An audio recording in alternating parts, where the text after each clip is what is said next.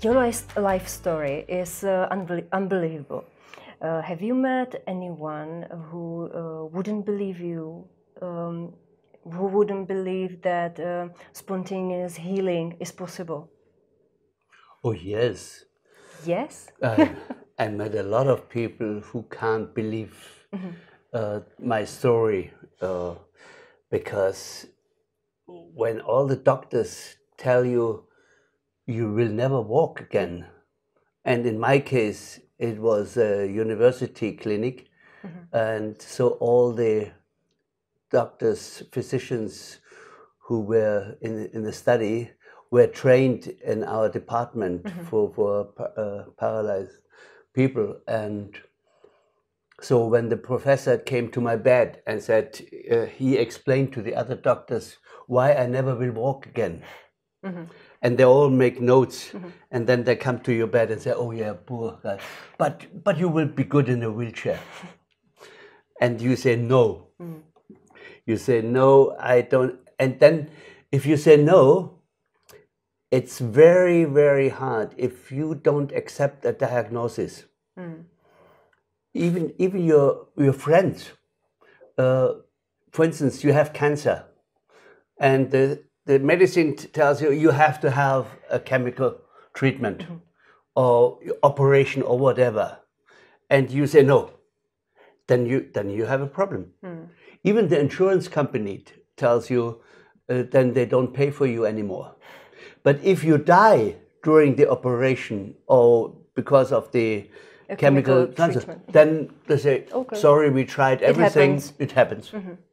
And this is, I mean, if you really want to heal yourself, you have to become very strong, and as long as you always have something in mind, maybe a shaman could heal you, or maybe there's another method, or it comes a new medicine from America, or you always think of something that something from outside will cure you.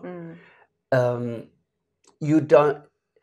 Only if the people tell you you have no chance, then you start thinking about yourself. Inner. Yeah.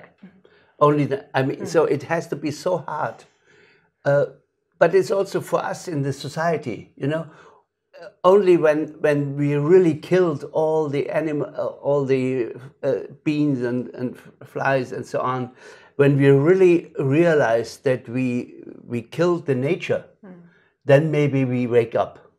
We have a problem. Yeah. Suddenly. But before, no, we live on, and this always happens. So it's the question: how dramatic must it come that you think about yourself? You are a spiritual being. So what is the cause of your illness? Maybe you just, I don't know, you have a broken leg or something, and you think, yeah, because I fell down the steps. I said, yeah, but why did you do that on that day in this particular moment? It happened by chance. It's an accident. So I don't know. So now we have to treat it, make a treatment. I say, no. There must be a cause why this happened to you right now in your whole biography. This specific thing. Yeah. In this specific. And you have to learn something from what happened. So why did you feel down? Why you have a cough? Why you, I don't know, have diabetes or whatever, You should really think. There is always a message. In every illness is a message. And you don't have the illness because, I don't know, somebody wants to punish you, or I don't know, or it is destiny, or you have no, why do I have to suffer? There's something, it's not for your disgranted, it's not for your, nobody wants to, I don't know, have a bad will on you or anything. It is that you learn.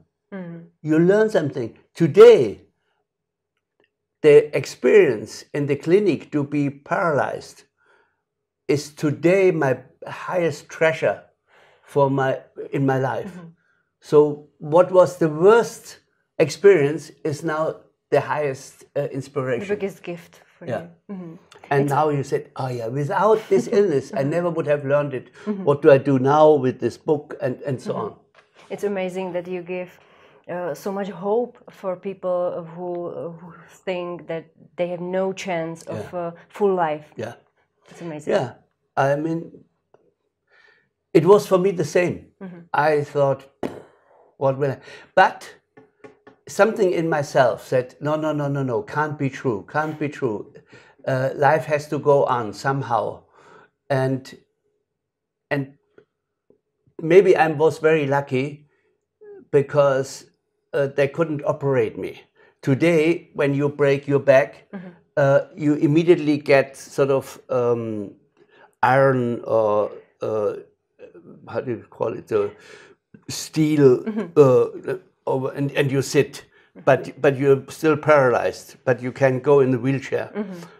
And in my case, in 81 was it, they couldn't operate so precise. So you had time. Yeah, I had time.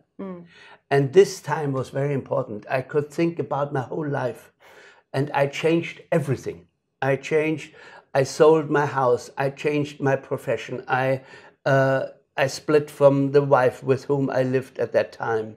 Everything has to change. And it was very difficult. I had to tell my mother that I won't keep her when she's old in my house, because the house was not good for me. You know, I had to pay to the bank so much, and this was all not my life. So I had to go to my mother and say, please, maybe you can get old with somebody else, but not with me. Oh, this was very hard. But on the other hand, because everybody was thinking I'm paralyzed, so therefore they accepted what I did. But they said, but you're crazy. You need the help now of your wife and your friends. You have to stick to them. And at the end, I was completely alone. There was nobody, and I had nothing. After 1 year, I came out of the clinic, and no address, no people, nothing. And I had to start from the scratch again. Thank you very much for this short conversation. And good luck with your new book in Czech, Žitá reinkarnace in Czech.